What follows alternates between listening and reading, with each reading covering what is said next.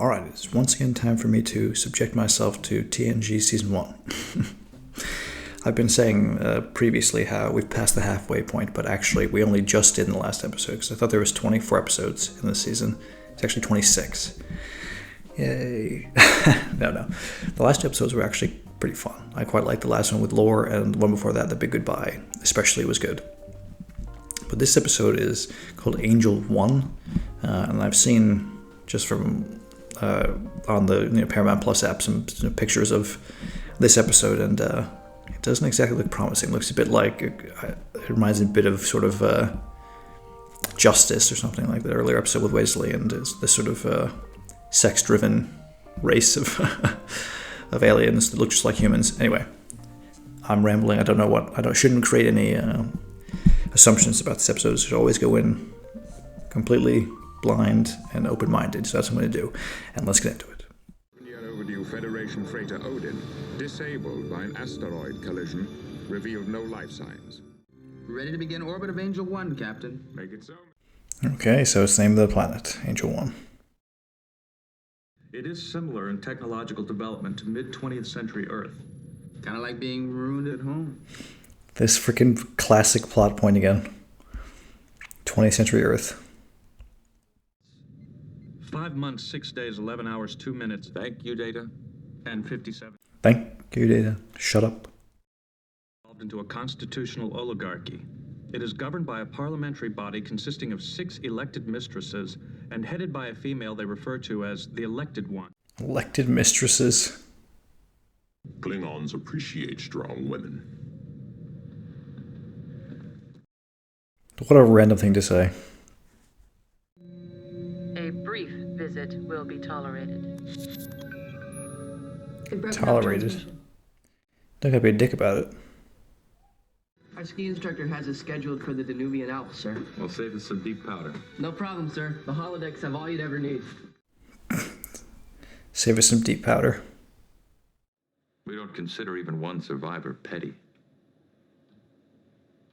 Is this man implying that we put a lesser value on life than you do? Nice, you're already freaking blowing it, Riker. 2 minutes in. Are there survivors from the freighter Odin on your planet? I'm not prepared to answer. Why won't you just say it? You will remain here until summoned.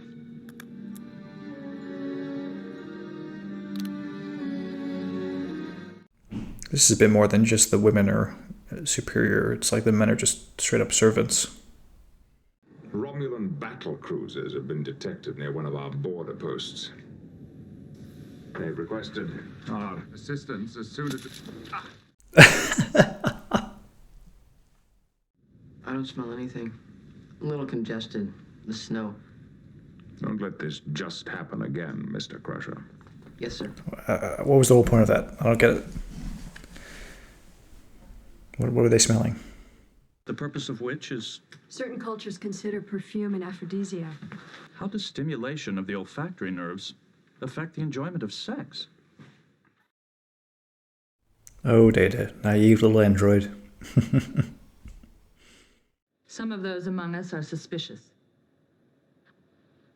Yet the majority feel we have no choice but to trust you. Very good. Yeah, I don't understand why you're so sus of them. Starfleet, the Federation has a good reputation, surely. If they were mine to deliver, I would do it without hesitation. Unfortunately, their hiding place has long eluded us. Hiding place? They're hiding, huh? But they gradually became restive. Started making unreasonable demands. Went against the natural order. Right, so they were just upset that the women were superior. A respiratory ailment. Is it contained? I hope so. I've isolated the 12 students who were on the Kwazulu 8 field trip. Does it have something to do with that perfume that he was smelling? Tests. The key is to figure out how the virus is transmitted. So far, I've been able to rule out person-to-person contact. I don't know. So they made a deal about the perfume before, and then Picard was smelling something, but it couldn't have been the perfume on that Enterprise because they hadn't gone down to the planet yet. Mr. Data will need access to your library. Our library is far too sophisticated for a man to comprehend. Data's an android. Trent, see to the android's needs.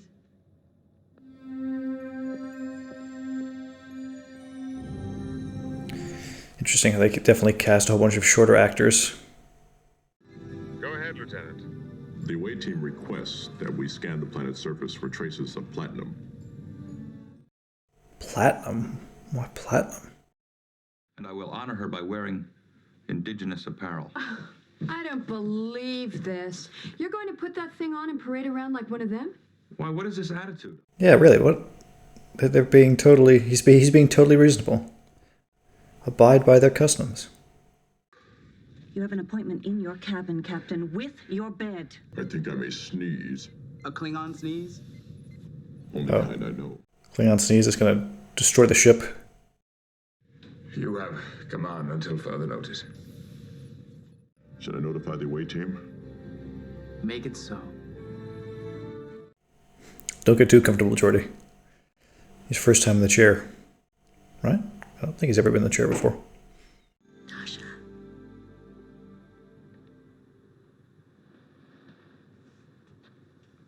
Unbelievable. That's straight out of TOS. Well, I gotta say, it's kind of sexy. Oh my goodness. How dare you say that to a superior officer?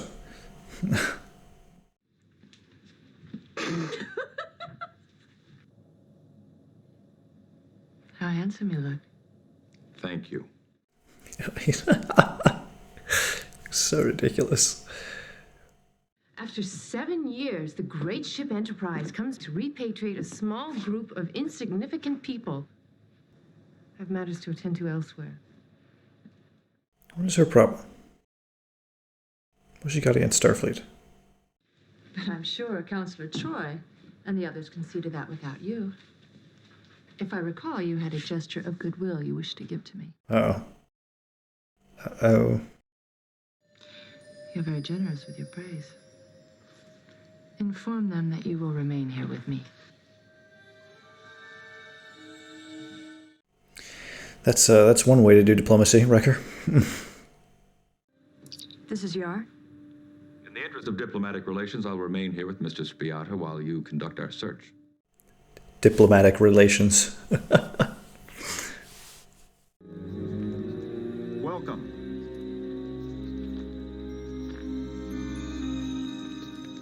I've been expecting you. Yeah, they were definitely just kicked out of the Angel One Society for being something. Instead of they're on some sort of exodus. 82 more reported cases of the virus, sir. Dr. Crusher's converted the holodeck. Where the hell does this frickin' virus come from? Engineering reports, computer math.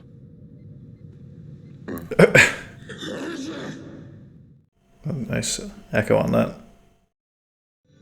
Thanks for the advice. With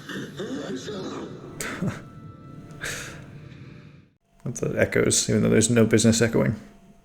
What is it that you think that you're rescuing me from? My shipmates and I have all taken wives. A few even have children. You can't rescue a man from a place that he calls his home. Aha.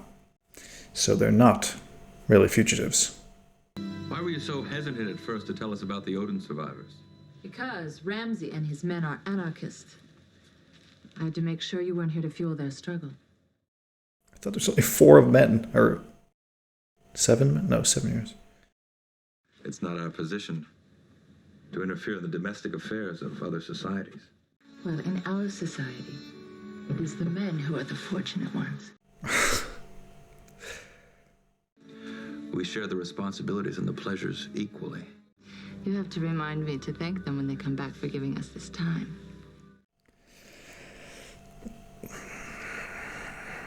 Where is this going? It's not the reason. No, it's not. But will you still respect me in the morning? I hope so. Oh. What is that thing that he's holding? They brought it down before. Thank you, Trent. You may go. Oh, is Trent a little jealous? What's going on? Very impressive. And now I must repay you in kind.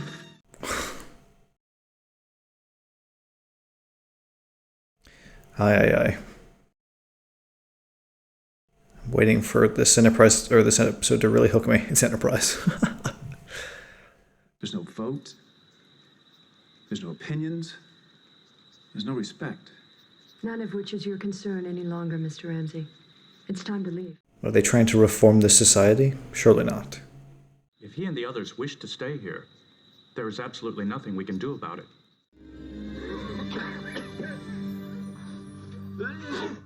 What the hell is the deal with this virus? I'm actually very curious now.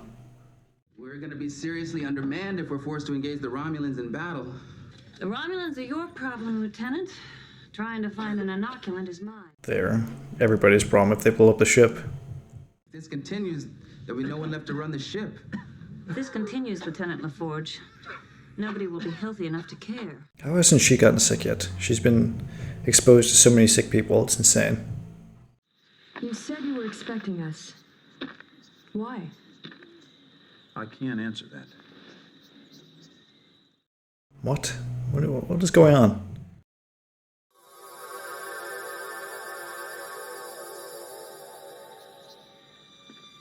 They're gone. Aha.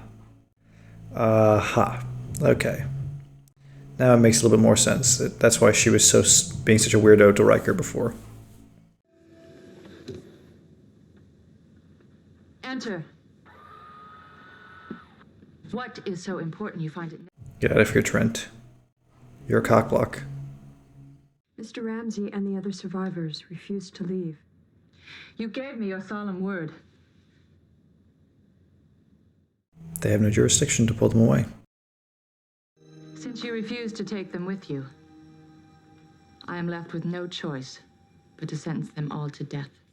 What? Come on, mistress. Don't be like that.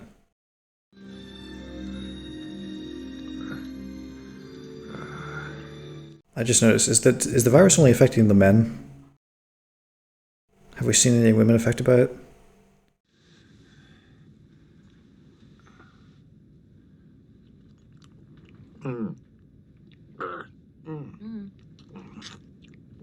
That was very strange. That's how the virus travels. An airborne particle whose sweet scent inspires deep inhalation. Interesting. But how didn't she detect that? Before you go back to your ship, there's something I want you to see. Oh. Yeah, they're very good at evading capture, I'd say. We were no harm to anyone. Why did you tell them where to find us? They didn't. One does not need the technology of the Enterprise to follow Mistress Ariel sneaking out to warn her husband. For tomorrow they will die together. I still don't exactly understand the crimes they've committed.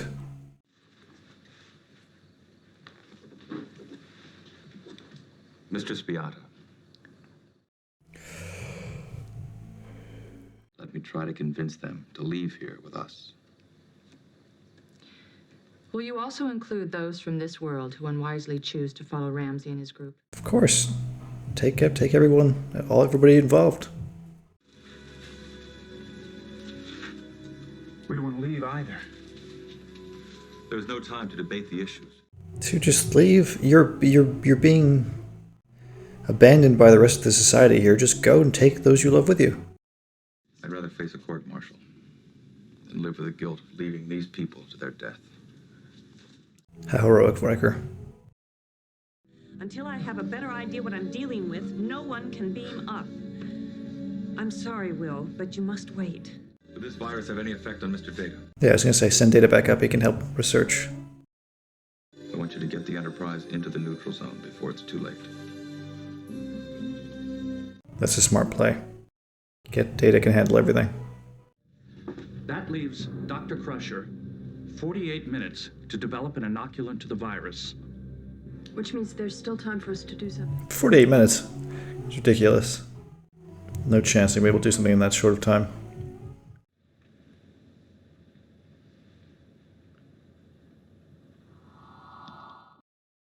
What the hell is this?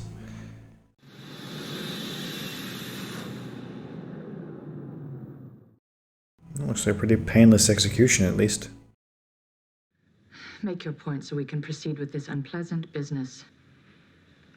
When you spoke of the prisoners, you used the term revolutionary. Exactly. What exactly are they doing?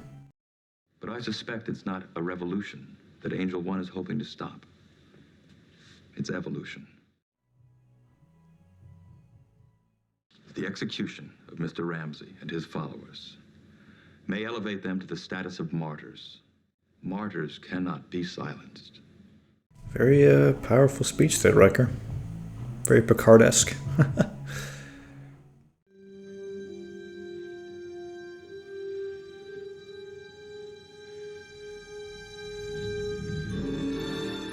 Well, I guess it didn't work, though.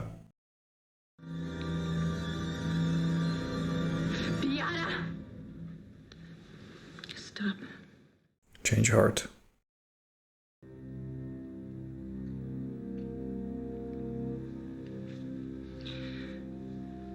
We will adjourn to consider your words. Good, all you need to adjourn for is 40 minutes.